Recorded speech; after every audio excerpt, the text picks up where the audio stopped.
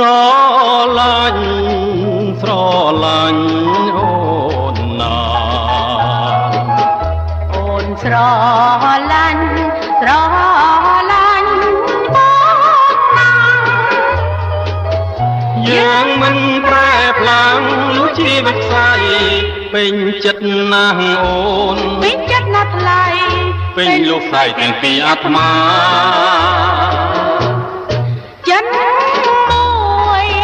ចិនមួយ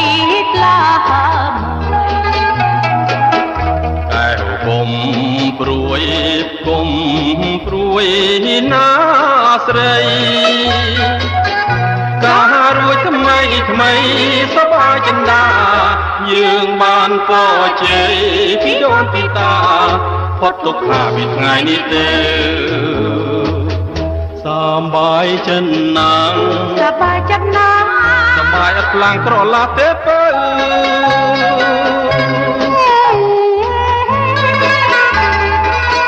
ចិនស្នេហ៍បរិសុទ្ធធនធារស់នៅដូចទូកឆ្លងទៅឋានរមនី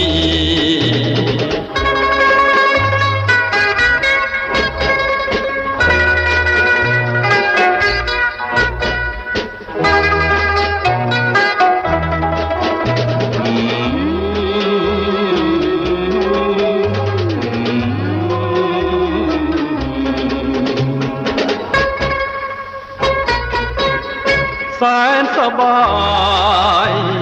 បាយចិត្តណាអូនក៏សប្បាយចិត្ត